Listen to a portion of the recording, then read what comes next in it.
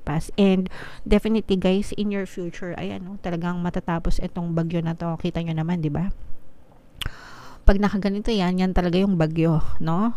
Kita nyo naman, strike. Tinamaan ng kidlat, wasak yung buhay, di ba?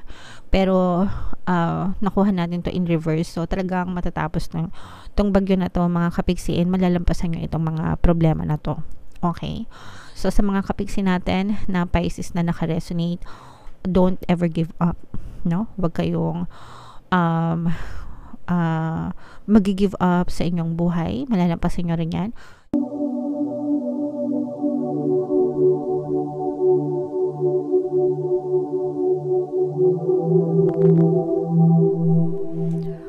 Hello guys, hello Pisces, welcome back to Pinoy Pixie Tarot.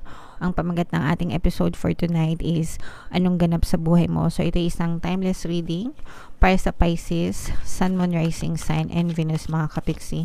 Shuffle natin yung cards guys, hanapin natin yung energy ng Pisces.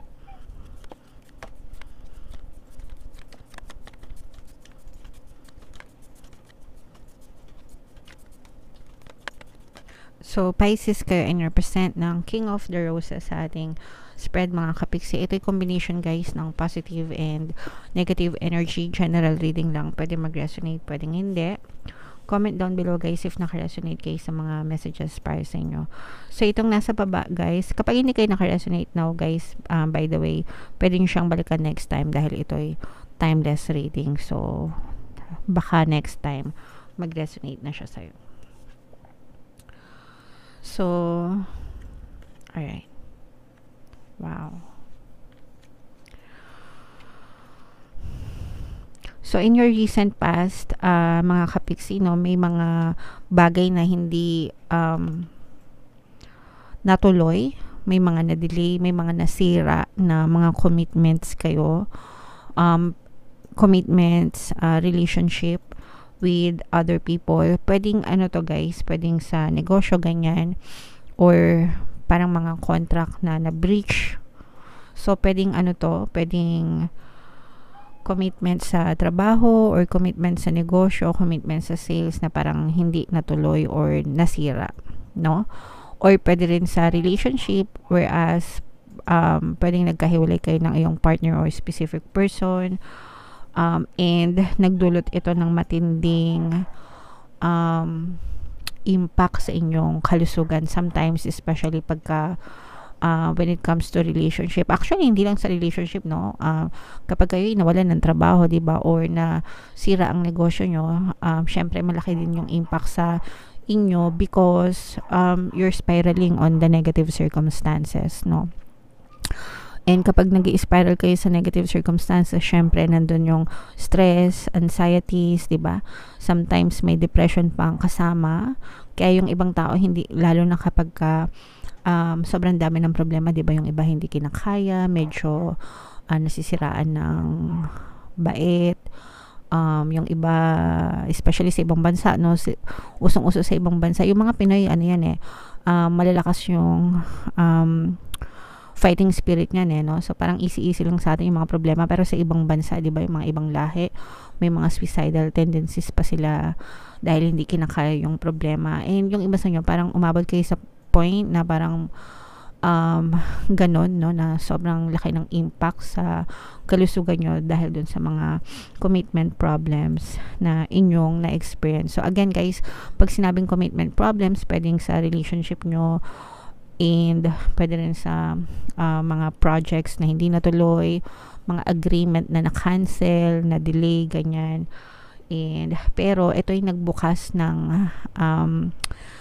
ano sa inyo. Kumbaga, nagkaroon siya ng impact sa inyo, pero nagbukas din siya ng parang awakening sa inyo, na parang realization, no? Parang realization na okay, this is not the end, no? Parang ganun yung ano nyo, yung this is not the end, this is just a temporary stage in my life, pero malalampasan ko to and kaya ko tong masolusyonan. So parang yung iba sa inyo, yes, naapektuhan kayo health-wise, momentarily, pero naging wake-up call siya sa inyo na parang natutunan ko ito na yung worst stage ng buhay ko, pero hindi ko nahahayaan na maulit sa akin ito, no? So, nandun yung realization sa inyo, mga kapiksi. And yung iba sa inyo guys, talagang right now you're still experiencing the pain. Yung iba sa inyo guys, parang no, may mga toxicities pa, no, na parang parang delubyo. Parang hinahataw pa kayo no, tapos na siya pero hinahataw pa kayo ng aftermath. Yun yung gusto kong sabihin, parang aftermath. 'Di ba pagka minsan, let's say for example yung bagyo, 'di ba, kunwari may bagyo, nakaalis na ng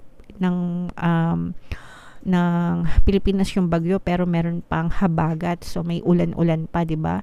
Kahit wala ng bagyo pero umuulan pa dahil sa habagat. So parang ganoon, no? Parang may habagat pa sa inyo right now na parang hinahataw pa kayo. Pero nakikita rin natin na you're not giving up, mga kapiksi, kahit na yung iba sa inyo parang hirap na, no? Nandun yung mga emotional pain.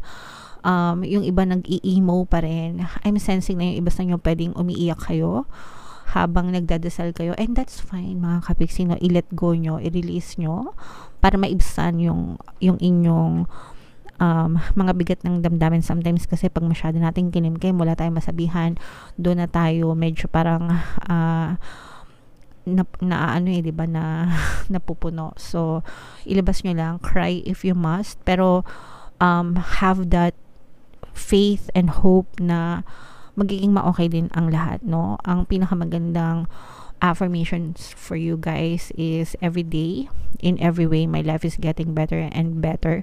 This too shall pass, okay? This too shall pass. And definitely guys, in your future, talagang matatapos itong bagyo na to. Kita nyo naman, di ba? Pag nakaganito yan talaga yung bagyo, no? Kita nyo naman, strike. Tinamaan ng kidlat, wasak yung buhay, di ba? Pero nakuha natin to in reverse. So talagang matatapos tong bagyo na to, mga kapiksiin, malalampasan nyo itong mga problema na to. Okay? So sa mga kapiksi natin na Pisces na naka-resonate, don't ever give up, no? Huwag kayong mag-give up sa inyong buhay. Malalampasan nyo rin yan. And kagaya ng mga affirmations na binigay ko sa inyo, just keep on saying those to yourself. This too shall pass, and every day, in every way, my life is getting better and better. Talagang very effective when it comes to your healing, para maging maayos talaga yung inyong sitwasyon, mga kapiksi. Just persist, pray, work hard, play hard, affirm harder, and everything will always work out in your favor. Magiging ma-okay din ang lahat, mga kapiksi. Alright? So, comment down below, Pisces, if naka-resonate kayo dyan sa story na yan. Tingnan natin yung mga additional na message sa inyo ng inyong mga gabay gamit itong deck na to. Habang sinashuffle natin to guys, panoorin nyo muna itong ating video regarding sa ating paano mag-manifest ng abundance video course. Kapiksi, sawa ka na ba sa mga struggles at hirap sa buhay mo? Masipag ka ba at masikap sa buhay ngunit hindi ka pa rin umaasenso? Ilang beses ka na bang nag-attempt magnegosyo at mag-invest pero palagi ka pa rin nalulugi? Sa pagkakataon na ito ay maaaring may subconscious beliefs ka na nagiging balakid sa iyong pag-unlad at pagyaman. Introducing, paano mag-manifest ng abundance video course. Dito ay matututunan mong ma-overcome ang mga balakid mo para tuluyan ka ng umunlad, umasenso, sumagana, maging matagumpay, successful at maswerte sa iyong kabuhayan, pera, trabaho, negosyo, salapi at kaperahan ng bonggang-bongga. Dali, mag-send na ng email sa pinoypixitaro@gmail.com at simulan na ang iyong pagyaman ngayon. Alright, so mag-avail ka na ng course, mga kapiksi. Sobrang ganda talaga ng course na yan. And ito yung mga additional na messages para sa inyo, Pisces. Comment down below guys ha, if naka-resonate kayo. Unahin na natin to guys, no, kasi gustong gusto ko to. Endings and new beginnings, yan yung sinasabi ko sa inyo na matatapos din itong mga pagsubok na to guys, no. This too shall pass. 'Di ba? This too shall pass. Matatapos din yan. Magkakaroon din yan ng ending, mga kapiksi. Okay?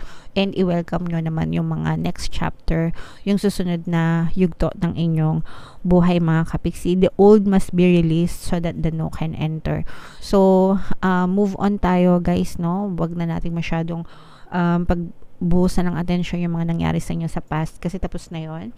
Kapag nirelieve nyo yung moments, mga kapiksi, maaari nyo siyang ma-experience ulit, and pinaka the best na gawin nyo is mag-move on. Accept nyo na nangyari na yon, tapos na, it's over. You learned your lesson, di ba? Tapos be grateful na nakatayo pa rin kayo. Be grateful na nakasurvive pa rin kayo, okay? And then, welcome nyo yung mga changes, yung mga magagandang pagbabago sa buhay nyo, para talagang makalimutan nyo na totally yung mga hindi magagandang nangyari, and just focus on new beginnings. And etong mga new beginnings na to, guys, may kasama tong kapayapaan, okay? Peace. Ayan, no? Peace. Nabasa nyo ba? Yeah. Peace tayo, mga kapiksi. Alright? There is no need to worry, as everything is working out beautifully, no? Magiging maayos din yung lahat, 'di ba? Guides nyo na yung nagsasabi. Everything is working out in your favor. Everything is working out beautifully para sa inyo. Every day, in every way, my life is getting better and better. Talagang sabihin nyo yan, mga kapiksi.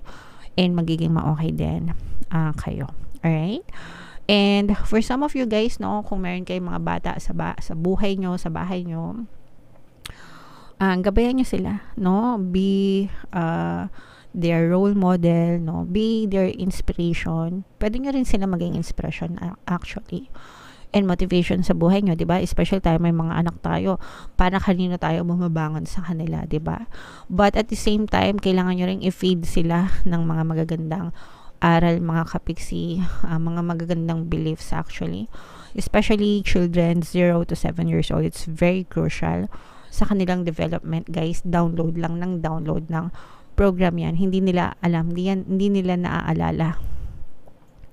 Pag lumaki sila wala silang memories ng bata sila, because they don't know, they don't understand. Hindi yan, wala yan alam. Tayo lang yung nag-feed ng kaalaman sa kanila. So, make sure na i-feed natin sa kanila yung mga magagandang bagay, para maging maganda rin yung kinabukasan nila. Okay? Alright. So, comment down below, mga kapiksi, if naka-resonate kayo sa ating mga messages para sa inyo. Ito yung ating bare months reading, guys. Sobrang ganda. Kung hindi nyo pa napanood, panoorin nyo na. And ito naman yung ating success stories ng paano mag-manifest ng abundance video course. Thank you for liking, sharing, and subscribing, mga kapiksi. See you again next time. I love you all. Have a nice day. Bye-bye.